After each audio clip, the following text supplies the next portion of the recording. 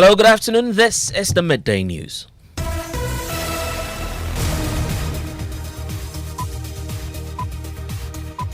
The news is live on Joy 99.7 FM in Accra, Love 99.5 in Kumasi, affiliates across Ghana, 16 regions including Berdin FM in Bunkuru, Sun City Radio is in Keta, Volta Premier is in Ho, ATL FM is in Cape Coast, Radio Mark Stadi and Reach 104.9 FM is in Tamale.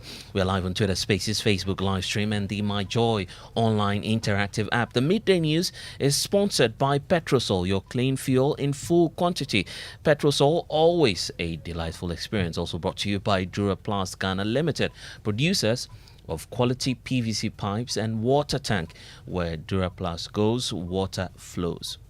This afternoon, military personnel invade a shaman and allegedly brutalized residents there in what is believed to be the retaliation for the killing of a 22-year-old soldier. Telling them that I'm going to work. They start beating me, lie down. They say I should do press up. I was doing it and then they are beating me. When I was going, I reached another junction, another bike. Another guy came in, he says, go ahead and do more push. I said, boss, I don't understand what is going on. I told him what he's doing, I don't like because I have blood pressure. Well, this afternoon we'll hear from some victims as the Member of Parliament for the area condemns the act and plans to elect the Speaker of Parliament on this. This is an unlawful act, especially to attack innocent people. Unfortunate incident that occurred, which I will condemn to the latter. But that does not mean that the men in uniform should also take the law into their hand by invading the community. We're live to the community shortly. Health Ministry blames procurement and supply chain challenges for the vaccine shortages in Ghana as the minister updates Parliament on measures being put in place to get the vaccines into the country. He will be there, put everything on the table, and everybody will understand that. Not a deliberate attempt that we want to deny, or the Honorable Minister or the Ministry want to deny the people of Ghana the vaccines, but rather technical issues which will be explained to him. Meanwhile, pressure is mounting as associations in the medical field rise against the shortage of the vaccines for children, insisting gains made has been rolled back several years, which they insist is unfortunate. Whatever it will take for them to get us the vaccines like today, because every day we risk having children die from these shortages. I mean, this is like going back. And it's an embarrassment. Well, so far, 16 districts in the northern region recorded cases of measles as the numbers hit over 100. Also, battle lines drawn. Majority side insists not even the Speaker of Parliament can prevent them from initiating processes that will see the approval of the controversial law geared at making Ghana Card the only acceptable document for the registration of voters. The Constitution provides you the way, if you don't like it, to oppose it. And that is the path. No speaker has the right to also say that I will not allow government business to be transacted. And we'll get you the latest from Parliament shortly. But in sports, the inquest into the low fund patronage of local football continues, with Hassan Kotoko highlighted as key factors.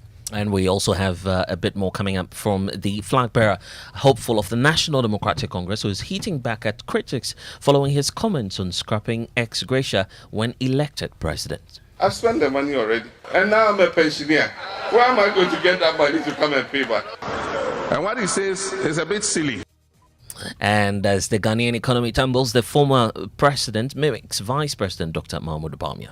Professor Jambafo, Honorable Osafo Mafo. My name is Blessed Sogah. This is your home of independent, fearless, and credible journalism.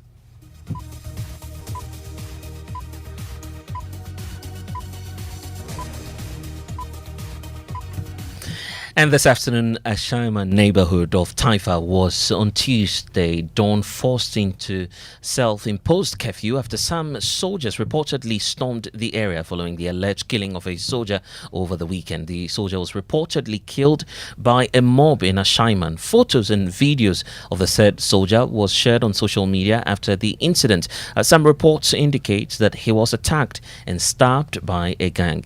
The soldier was reportedly on his way to his family home. On Tuesday dawn, some alleged soldiers numbering not less than 20 stormed the area. They questioned anyone they came across and reportedly beat them up. Here's a victim. My way to work, I reached a place called Kofi Nimo Park.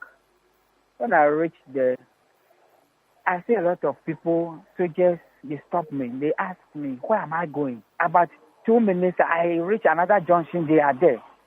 As for them, they didn't ask me anything. They say, hey, where are you going? Lie down.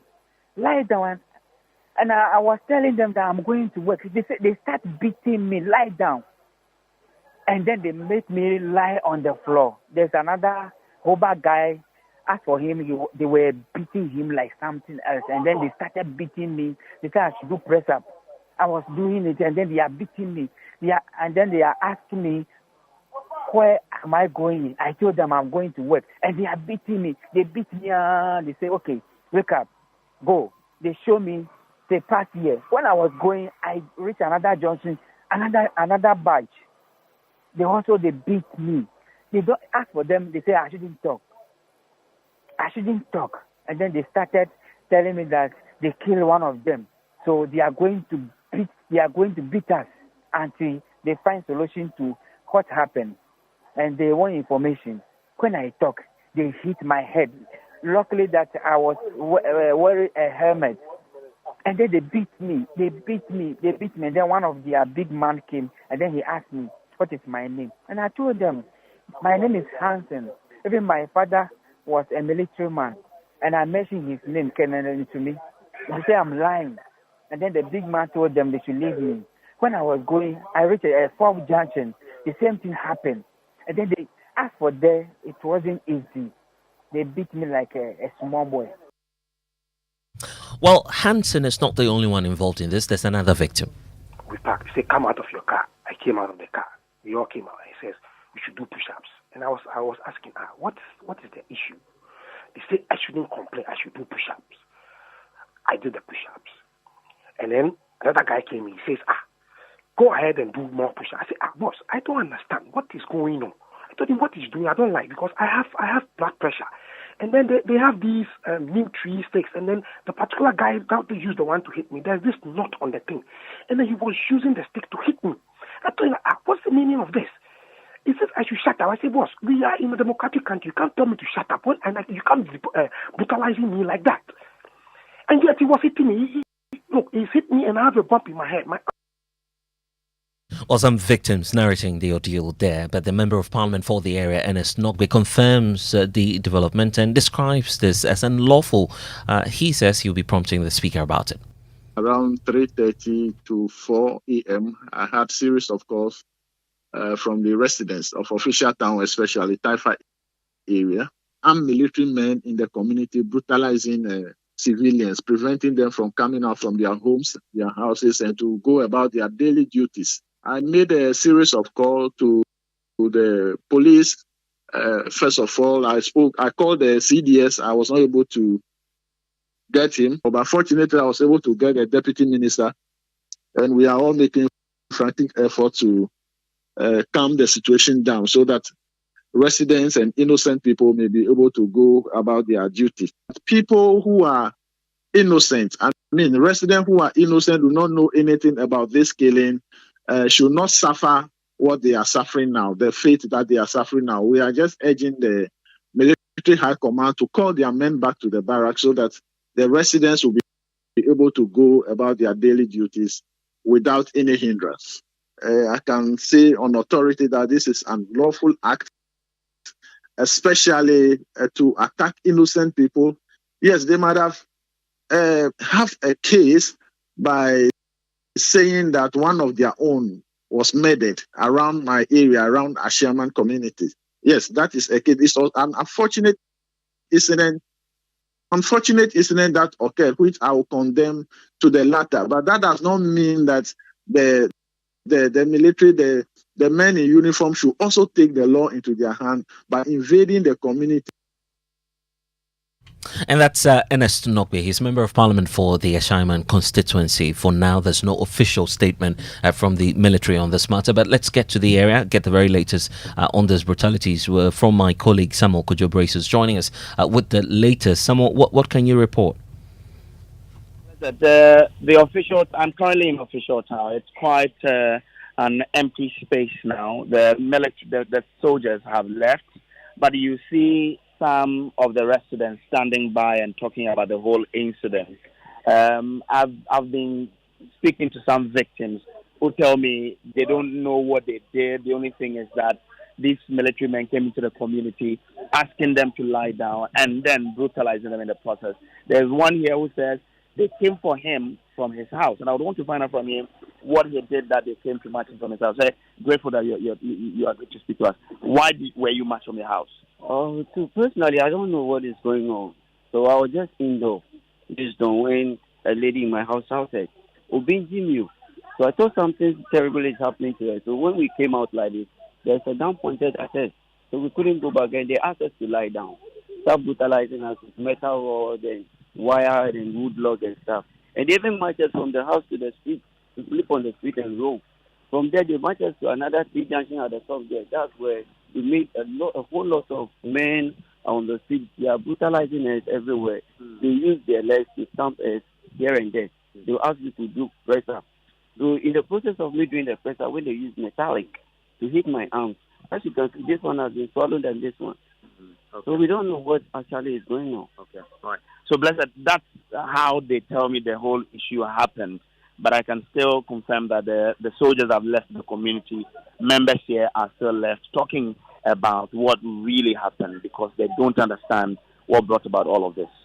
And my colleague Samuel Kojobre is there with the latest on report of military brutalities within the Ashaiman constituency. We'll definitely get some response for you on the matter later on. But in a related development, over 1,000 military officers from 13 nations, mostly in Africa, commencing a special military operation that seeks to check the growing and complex security challenges posing a threat to African countries, especially those in the West Africa sub-region. Insurgency and violent extremism are amongst the top concerns for leaders in West Africa. However, in a bid to contain the threats from the Sahel, a U.S. Special Operations Command here in Africa, together with the UK government, is leading an exercise called Flintlock, which will draw talent from all participating countries to share skills and experience. British High Commissioner to Ghana, Harriet Thompson, tells Joy News the exercise will provide opportunities for Ghana, which is hosting the headquarters of the operations. It's a huge opportunity. I mean, first of all, it's a huge exercise with 29 different countries taking part, 1,300 troops involved. There's huge opportunity for them to learn from each other as we undergo this exercise. And that's the point of the exercise. We're very confident that things will go wrong along the way. There'll be an enormous number of lessons to be learned. And by having countries working side by side alongside each other, they will really understand how their counterparts in different countries do things. They'll learn some from people with tremendous experience of managing this sort of operation and hopefully, as a result, be better able to deal with this kind of a scenario should it actually come to pass. So the exercise is taking place across 4 different sites, 3 of them in Ghana, here in Accra where we're hosting the headquarters, also up in Tamale, or near Tamale, and near Sogakope. So that's the British High Commissioner to Ghana, Harriet Thompson. The Ministry of Health is blaming procurement and supply chain challenges for the vaccine shortage in Ghana, but says steps are being taken to make them available and accessible soon. The shortage of 3 essential vaccines for babies since the beginning of this year is beginning to bite hard as 16 districts in the northern region recorded cases of measles as the numbers hit over 100. There's more in this report by our health desk. Key health associations are cautioning the situation could get out of hands and gains made by the country in meeting the SDG's target of reducing under 5 mortality will likely be reversed by the shortage. Here is Dr. Hildeman Tebiaboy, President-elect of the Pediatric Society of Ghana. It takes a lot of effort to even get to the point where people accept the vaccines. So if we have gotten to this point, let's not go back. Let's ensure that we do not have any more shortages. The health experts and practitioners are therefore intensifying pressure on government on the need to secure the 3 essential vaccines for the babies. Listen to the head of pediatrics and child health at the Tamale Teaching Hospital, Professor Al-Hassan Abdul Mumin. In the northern region, there is no district that has not recorded an outbreak of measles. For most of the children who were born since 2022, they are likely to have missed so many of these vaccines. And this is the key complication that can lead to deaths in children that have measles. Neurosurgeon and General Secretary of the Islamic Medical Association of Ghana, Dr. Hadi Abdallah, says the shortage can affect the development of the child's nervous system. The long-term effect, especially measles and rubella, could have an impact on the baby's central nervous system. And so as a country, if we can't get the vaccine, it's unfortunate. Government has assured the vaccines will be delivered in the country very soon. Dr. Manteboy, however, says enough of the talking. It's time to act. It's action that we are looking for. So whatever it will take for them to get us the vaccines like today, because every day we risk having children die from these shortages. So we are hoping that this week we should see vaccines. And that's a health desk report on the situation. But the Health Minister, Kwaku Agyeman-Manu, is expected to brief Parliament on this disturbing development of the vaccine shortage. But the Public Relations Officer of the Ministry of Health, Isaac Ofeaba, says that the ministry has been working around the clock to get the vaccines in time. Procurement of vaccines takes a process. There are a number of processes involved from the Ministry of Health to UNICEF, Gavi. There are a number of processes involved. So one way or the other, there could be a technical delay.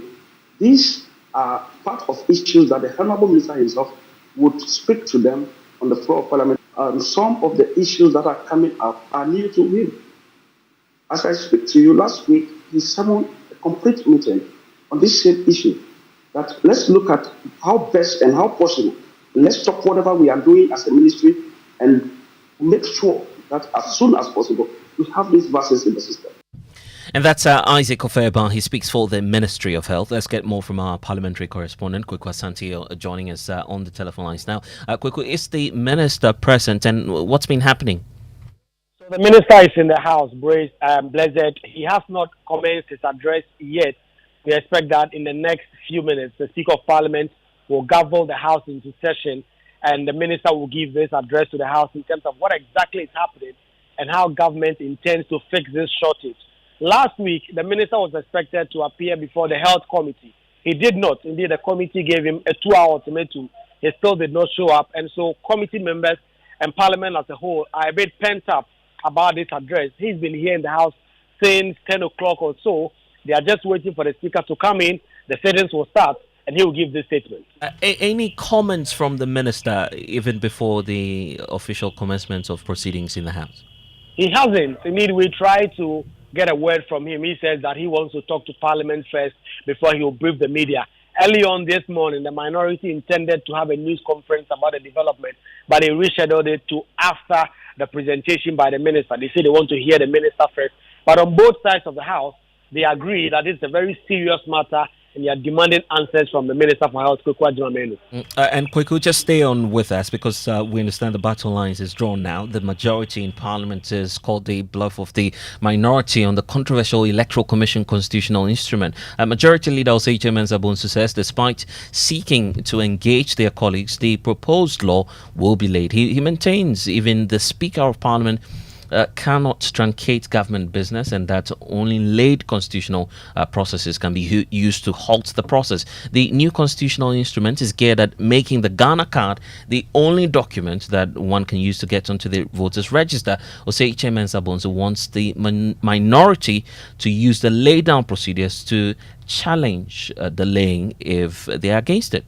No speaker has the right to also say that I will not allow government business to be transacted. No speaker has that authority, period. We'll continue further engagement with the minority, just so that, I guess, people may talk from very informed perspectives and not resort to sheer shenanigans to confuse Ghanaians. But having said that, I don't see how the minority can say that we will if you say we will not allow it, yes. The Constitution provides you the way, if you don't like it, to oppose it. And that is the path established for us under the rule of law. It is not about physicalities. Kwaku, at the last sitting where the Speaker was present, he says he would not be forced into signing or admitting the reports of the committee as a whole before the House. But do we know when the issues will be dealt with? We do not know that yet. Indeed, if you look at the order paper of today, It has no specific details as to whether or not this CI will be late. It's nothing at all on that. And today we are expecting that the minister's briefing on the vaccine shortage, as well as the finance minister also coming in to answer some questions that have been filed by MPs, will take center stage. Tomorrow is the State of the Nation address, after which there will be debate among other things. So it is not clear when exactly this new CI by the EC will be laid as per the majority leader, as we've heard him say. But we expect that they've made their point clear that not even the speaker, not even the minority, if they have concerns, they can express them, but they cannot stop a constitutional body from engaging in its constitutional duties. Kwekwa is our parliamentary correspondent. The Electoral Commission, meanwhile, says that it has no doubt about the ability of the National Identification Authority to clear the backlog of the unprinted cards. Dr. Sribo Kweku is Director of Electoral Services. I have, and the Commission has no doubt to believe that once the NIA has been met in terms of their requirements, Prophet Tifa has said it over and over that they have the capacity and the capability to do the work once they have the resources. Now the resources have been given, so we are hoping that they will meet them. Let us also bear in mind that the 2.5 that we are talking about, it starts from 15 years upwards. The Electoral Commission's calculation based on the statistics available, we are only adding 2 million to the 17 million that we have. And these 2 million will be added from now to October 2024. So it means that NIA has 20 months, and Electoral Commission too has 20 months to cover these people. So now that the NIA has access to the cards, I don't think this one should be a problem. Dr. Sribo Kweku is the Director of Electoral Services at the Electoral Commission. You're listening to the Midday News here on Joy 99.7 FM and affiliates across the country. Our top story, military personnel invade a Sherman and allegedly brutalized residents there in what is believed to be a retaliation for the killing of a 22-year-old soldier. But still ahead, we'll talk about the flag bearer hopeful of the National Democratic Congress who is hitting back at critics following his comments on scrapping ex gratia when elected into office. But former President John Dramani Mahama has been mimicking Vice President Dr. Mahmoud Bawumia as the economy tumbles. Professor Jambafo, Honorable Osafo Malfo. I bet your mirror is tired of seeing your talent. And your bathroom is tired of hearing that beautiful voice. Well, this is your time to shine, right from wherever you are. Go on and change your world with Ghana's best data bundles. Simply dial *111# for huge data for less. Airtel Tigo. Life is simple.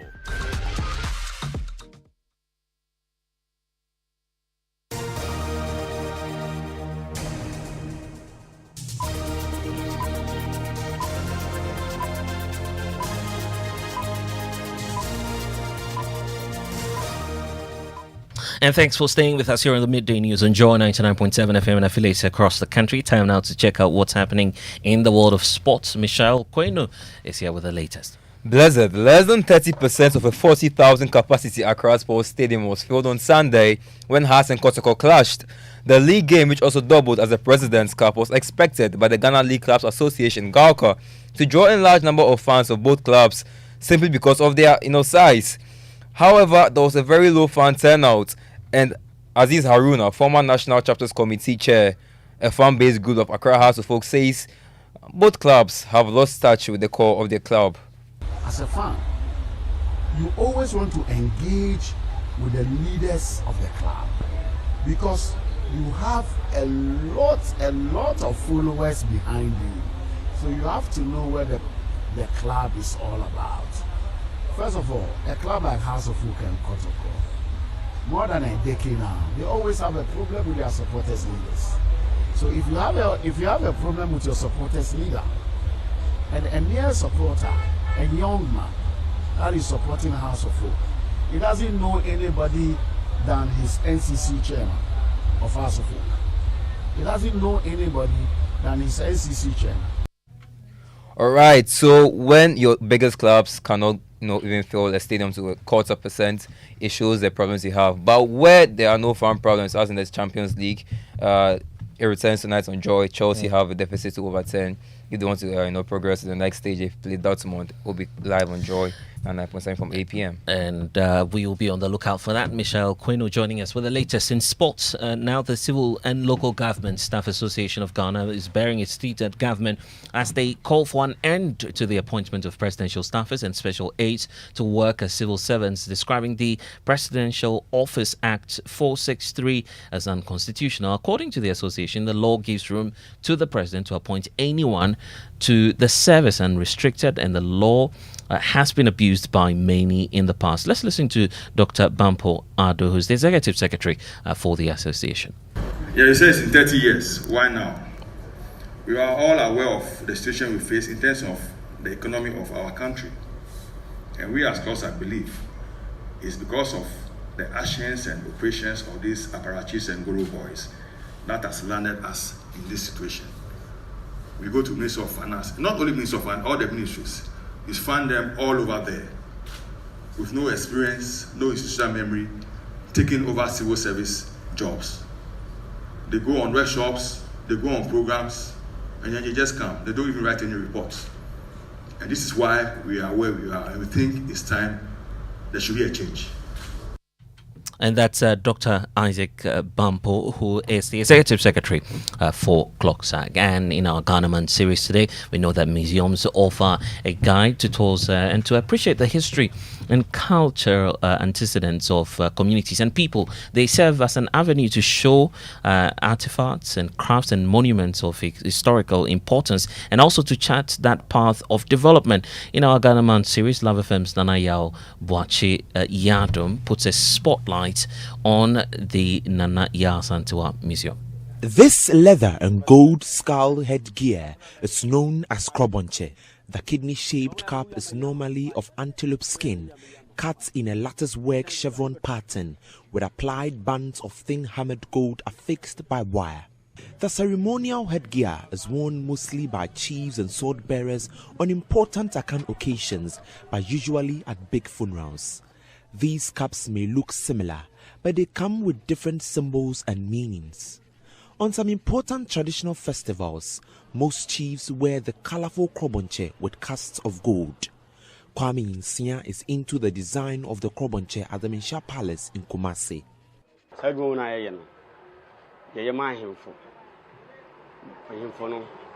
We do this gear for chiefs, those who have lost their parents, symbolizing pain. When we finish, we add a leaf called aya. If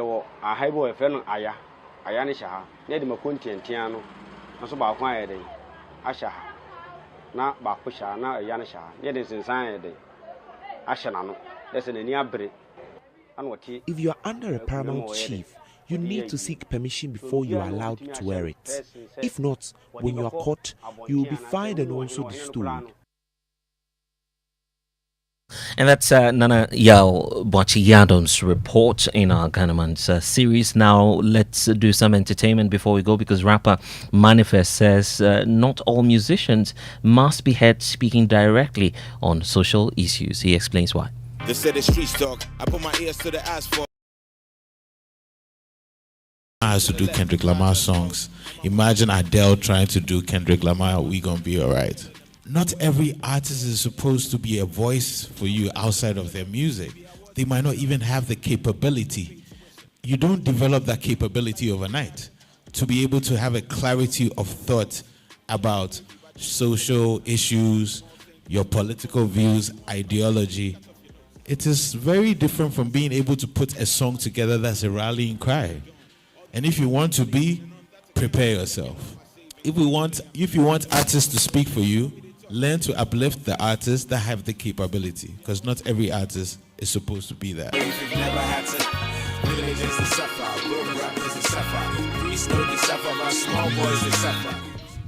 And that's rapper Manifest. And that's all we have for you here on the Midday News on Joy 99.7 FM and affiliates across the country. There's more news for you at myjoyonline.com. I am Blessed Sogah. And as we leave you, don't forget that we also told you about former President John Dramani Mahama. As the economy continues to tumble, the former president has been mimicking the Vice President, Dr. Mahmoud Bawumia, on the NPP economic management team.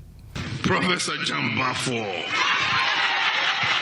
Honorable Osafo Mafo, Kendo Foriata. What a solid team. Alan Tremantin. This is a solid team. Solid team here.